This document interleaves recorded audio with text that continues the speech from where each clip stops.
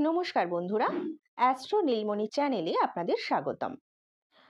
আজকে আলোচনা করব মীন রাশির জাতক জাতিকাদের নিয়ে।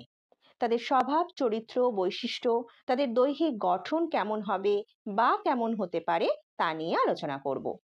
আলোচনা করব তাদের স্বাস্থ্য নিয়েও, তাদের কি কি ধরনের রোগ হতে পারে সেটা নিয়েও আলোচনা হবে।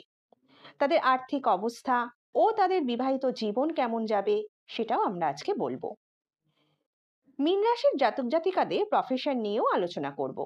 কি ধরনের কাজ করলে তাদের পক্ষে শুভ ফল দেবে তাও আজকে আমরা এই ভিডিওতে বলবো। প্রথমেই ভিডিওটা দেখতে থাকুন, রাশির জাতকদের খুব ভালো লাগবে। বৈশিষ্ট্য এবং চারিত্রিক গুণাবলী একটা কথা বলে রাখি, একটু অনেকে বলে ভাগ্যে যা আছে তাই হবে। এই রাশির জাতক জাতিকারা লম্বা ও ফর্সা হয়, আমি এতে বিশ্বাস করি না। চওড়া কপাল, চওড়া কান, আমি আজ হৃদয় খুব ঘন কল্পনা করেছি, রোমশ এবং উন্নত নাক ও উজ্জ্বল চক্ষু বিশিষ্ট হয়ে থাকে। আর এদের শরীর সুগঠিত, দৃষ্টি কমনীয় এবং চেহারা খুব আকর্ষণীয় হয়। এজন্য আমি বলি আমাদের জাতকরা সাহসী, তেজস্বী, উদ্যমশীল, উচ্চাকাঙ্ক্ষী এবং মূল উন্নতিকামী হয়ে থাকে। আমরা দুঃসময়েও এরা অবিচলিত, নির্ভয় ও আত্মবিশ্বাসে ভরপুর গুণাবলীগুলো এরা সৎ, ধার্মিক এবং সব সময় সত্য কথা বলতে ভালোবাসে।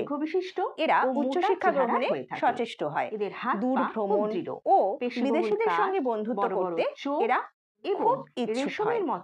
এদের কুকুর বা অন্য কোনো পোষা জন্তু থাকবে যারা খুব হিতৈষী হবে তার। মীন রাশির জাতক সাধারণত দেখুন সবকিছু রাশি, লগ্ন ও নক্ষত্র দিয়ে হয় না। আপনার পরিবেশ একটা ম্যাটার করে এবং যেটাকে আমরা স্থান বলি হয়ে থাকে। মানে আপনি যে পরিবারে জন্মগ্রহণ করেছেন, আপনার বাবা মা, আত্মীয়স্বজন। ধরি একটি ধনী পরিবারের সন্তান হাসপাতালের পঞ্চম তলায় জন্ম নিল। মীন দ্বাদশ রাশি হওয়ায় একটি গরিব শিশু রাস্তার পাশে সেই হাসপাতালের নিচে জীবন সম্পর্কে পড়াশোনা, তাহলে দুজনের জ্যোতিষার্ট একই হবে, কিন্তু দূর দেশে ভবিষ্যৎ এই এক হবে ইচ্ছুক থাকে। দুজনের ভবিষ্যৎ এক হবে না। এই রাশির অধিপতি হওয়ায় মানে আমাদের জ্ঞান লাভে আগ্রহী হয়। গরিব ছেলেটা তার পরিবার এবং পরিবেশ থেকে কোনো সাহায্য পাবে না, নিজের ভাগ্য গড়ার জন্য করে। এজন্য পরিবেশ ভাগ্যের জন্য কাছে আপনার জন্ম তারিখ ও সময় একটা প্লেন অ্যাক্সিডেন্ট হলো, জন্ম তারিখ মারা গেল, আমরা সবারই কি মৃত্যুর যোগ থাকে ওই সময়? এটা অসম্ভব ব্যাপার, সবার কিন্তু সমস্যা থাকে না। এবং জীবন ঘটনার সময় শান্তি, চরিত্র, সন্তান জন্মের সমস্যা এবং জীবনের বিভিন্ন ঘটনা, যেমন ব্যবসা শুরু করা, সন্তান জন্মানো, গাড়ি কেনা, বাড়ি তৈরি করা, ভালো সময় কাটানো, দুর্ঘটনা, এমনকি মৃত্যু আমরা ভবিষ্যৎবাণী করতে পারি সময় হবে। কিন্তু এমন কিছু জিনিস আছে যেগুলো আমাদের জীবনযাত্রার মান নিয়ন্ত্রণ করে, যেমন পেশা বা শিক্ষা। একজন ইলেকট্রিক্যাল ইঞ্জিনিয়ার হতে পারে, তো অন্যজন ইলেকট্রিশিয়ান হতে পারে। ধনী পরিবারের ছেলে পাঁচতলা বাড়ি তৈরি করতে পারে, আর গরিব পরিবারের ছেলেটি হয়তো সেই সময় একটি ছোট বাড়ি বানাতে পারে। বুদ্ধিমত্তা, টিবি, লিভার, এই রাশির জাতকদের স্বাস্থ্য সম্পর্কিত সমস্যাগুলো নিয়ে একটু আলোচনা করে নিই। ধনু রাশি নির্দেশ করে নিতম্ব, উরুদয়, কোমর আর উরুসন্ধি, সাধারণ বিচার, সবার সাথে মিলতেও পারে আবার নাও মিলতে পারে। নিতম্বের বেদনা, বাতের বেদনা, কোমরের বাত, গেঁটে বাত, উরুসন্ধির হাড় ভাঙা, টিউমার, ক্যান্সার, ডায়াবেটিস, ফুসফুসের রোগ, শরীরের যে কোনো অংশের অস্বাভাবিক বৃদ্ধি প্রভৃতি রোগে ধনুর জাতকরা ভুগে থাকে। যুক্তির উপর নির্ভর করে জ্যোতিষ বিচার করি। এই রাশির জাতকদের আমরা অবস্থা মাঝারি ধরনের হয়। বের করার জন্য বৃহস্পতি ধনু রাশির অধিপতি হওয়ায় এর জাতকরা সৎ পথে আয় করতে পারে। এরা অর্থলোভী হয় না বা অর্থের জন্য অসৎ পথে উপার্জনের চেষ্টাও করে না। আপনার ব্যবসার বিষয়ে প্রেডিকশন, এগুলো তো একটা সাধারণ বিচার, কোন সবার সাথে মিলতেও পারে আবার নাও মিলতে পারে। আপনার পক্ষে ভালো হবে একেবারে নিজের হরোস্কোপ অনুযায়ী, অর্থাৎ জন্ম তারিখ ও সময় দিয়ে যে বিচার হয় সেটা হয় সবথেকে পারফেক্ট। এর মধ্যে কোনো ভুলভ্রান্তি থাকে না, কারণ আমরা বিজ্ঞান ও যুক্তির উপর নির্ভর করে জ্যোতিষ বিচার করি।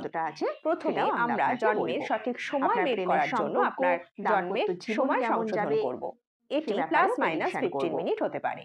তারপর আমি আপনার সমস্ত প্রশ্ন, যেমন শিক্ষা, ক্যারিয়ার, চাকরি এবং আপনার ব্যবসার বিষয়ে প্রেডিকশন দেব। সময় খোঁজা, আপনার পক্ষে কোন সাবজেক্ট ভালো হবে, কোন ধরনের ব্যবসা আপনার পক্ষে ভালো হবে, প্রতিযোগিতামূলক পরীক্ষা যেমন জেইই, এনইইটি, ইউপিএসসি, এসএসসি ইত্যাদিতে সাফল্য কেমন আসবে, আপনার বিদেশ সফর এবং সেখানে সেটেলমেন্টের জন্য কতটা রয়েছে সেই ব্যাপারেও আমরা আপনাকে যোগাযোগ করুন।